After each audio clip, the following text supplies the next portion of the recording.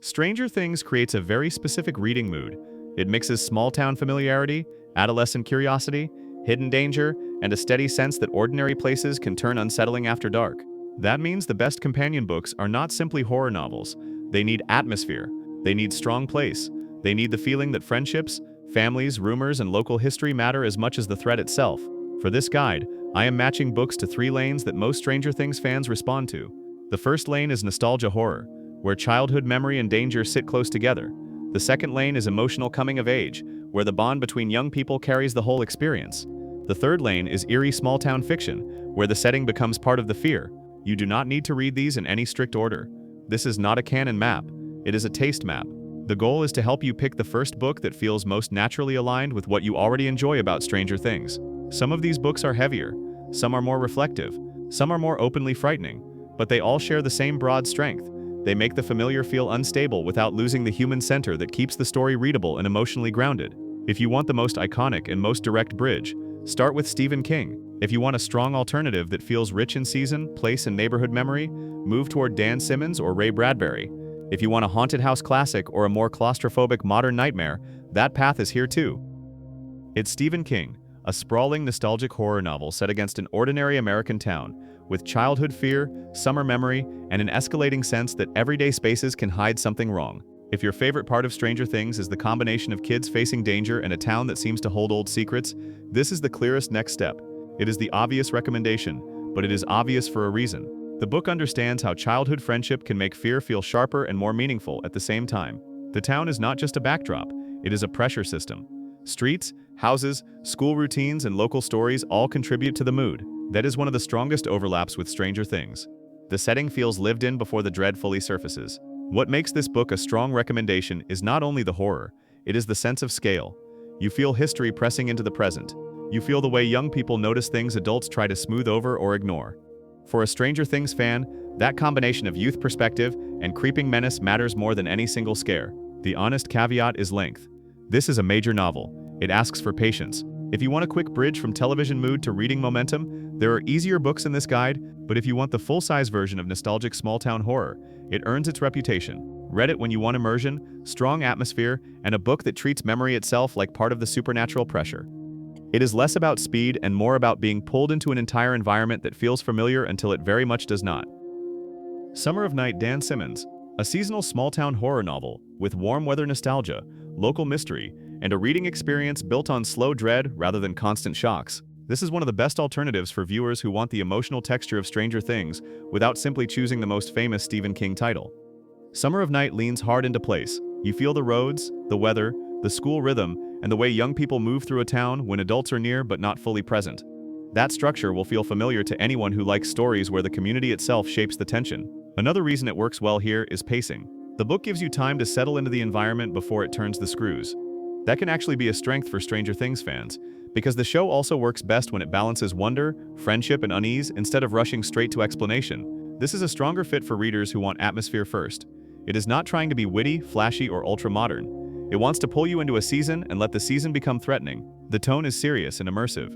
The danger feels close to ordinary life. The caveat is that it asks for patience in the early stretch. If you want immediate velocity, choose Bird Box or The Institute first. If you want a fuller, moodier, and more literary version of the same broad, small-town fear that makes Stranger Things work, this is one of the smartest picks on the list. The Body, Stephen King. A reflective coming-of-age novella with a nostalgic tone, intimate friendships, and a small-town backdrop that turns youthful adventure into something emotionally lasting. This is the least horror-forward recommendation in the guide, and that is exactly why it belongs here. A lot of people say they love Stranger Things for the monsters, but what they often return to is the bond between the kids and the sadness of growing up. The Body captures that emotional lane exceptionally well. The scale is smaller, the threat is more grounded, the reading experience is also much shorter and more accessible than some of the other books in this list. That makes it a strong option for anyone who wants the heart of the Stranger Things dynamic without committing to a very long novel. What connects it to the show is not plot, it is texture. It understands how a group of young people can make ordinary movement through a town or along a road feel huge, significant, and almost mythic in memory. It also understands that nostalgia is never purely warm.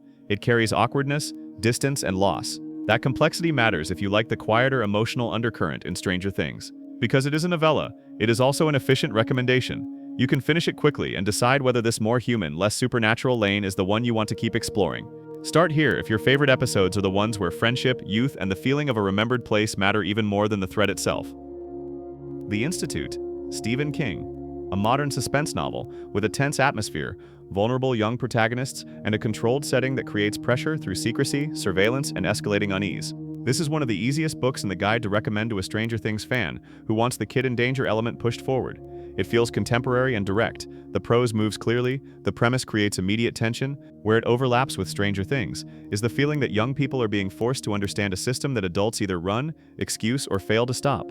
That imbalance gives the story urgency.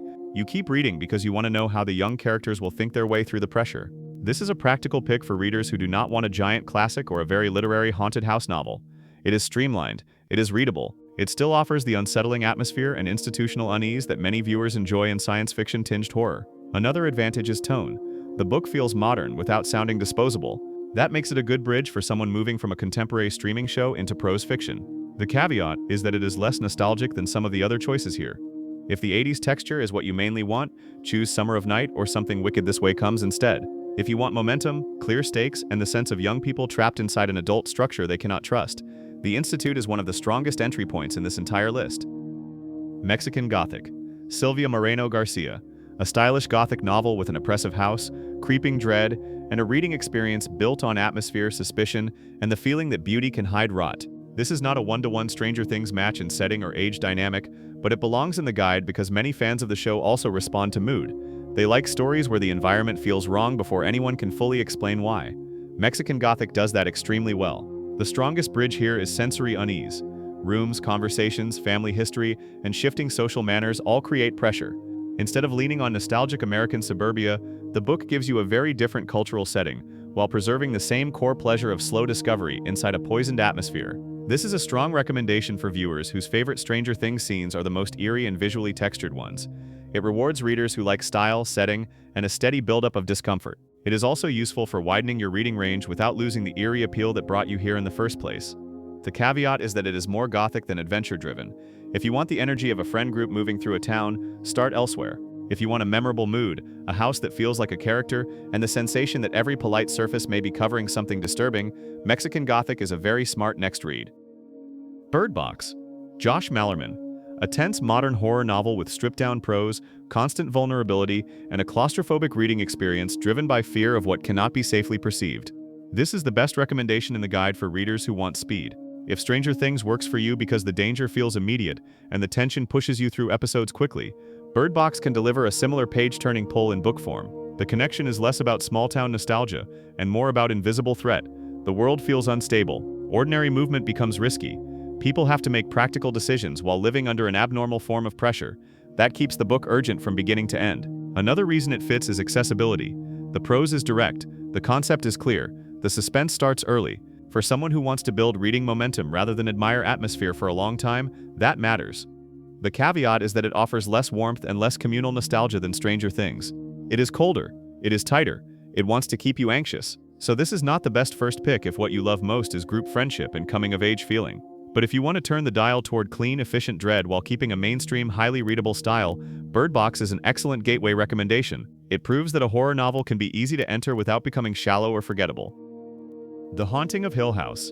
Shirley Jackson. A classic haunted house novel with elegant prose, psychological pressure, and an atmosphere that makes space itself feel uncertain and emotionally unstable. This is the guide's classic literary choice. It is ideal for a Stranger Things fan who wants the eerie side of the show in a more refined and controlled form. The fear here is less about overt action and more about sustained instability. You read it for mood, suggestion, and the way unease gathers around people and place. The strongest bridge is environmental threat.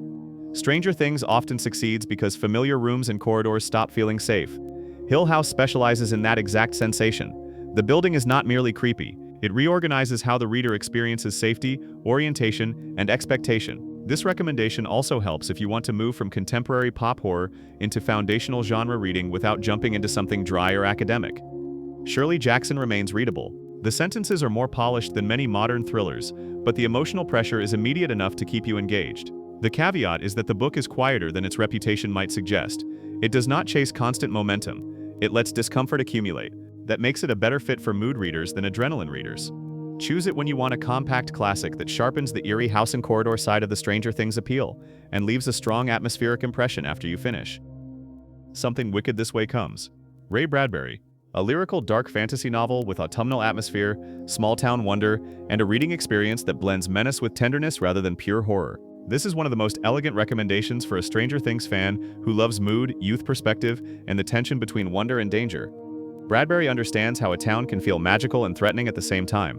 That overlap with Stranger Things is strong. The book also offers something many modern horror novels do not. It is highly atmospheric without feeling heavy. The prose is more poetic, but the emotional line stays clear. You are always aware of the youthful viewpoint and the way strange events change how ordinary places feel. Another reason this belongs on the list is seasonal identity. Some books feel tied to a weather pattern, a fairground mood, or a particular time of year. Stranger Things often creates that same temporal identity around bikes, basements, school breaks, and neighborhood spaces. Bradbury is excellent at making time and place emotionally vivid. The caveat is style.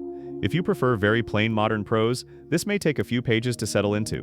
But once it clicks, it becomes a memorable bridge between coming-of-age storytelling and eerie speculative atmosphere. Choose it if you want a recommendation that preserves youth, wonder, and dread together without leaning too far into brutality or bleakness. It is less about shock and more about haunted feeling.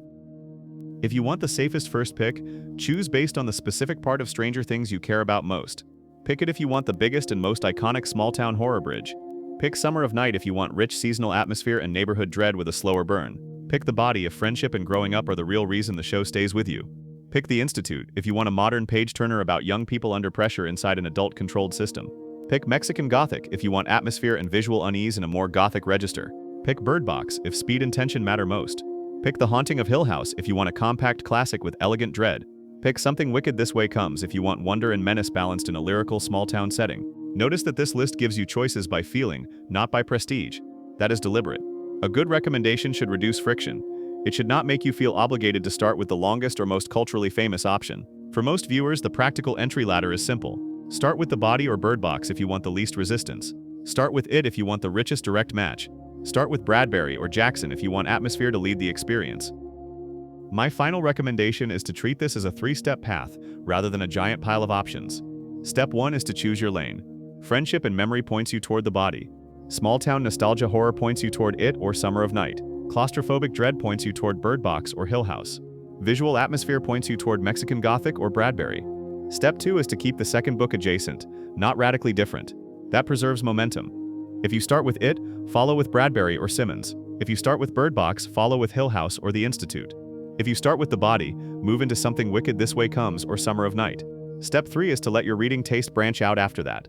The goal is not to imitate Stranger Things forever. The goal is to use its mood as a bridge into horror, dark fantasy, and atmospheric fiction that you will probably enjoy for years. If you want the single easiest recommendation for most viewers, I would start with The Body for emotion, then Bird Box for momentum, then It when you are ready for the fullest version of the small-town nostalgia horror experience. That progression is beginner-friendly, spoiler-safe, and strong enough to move you from familiar streaming taste into a wider reading habit.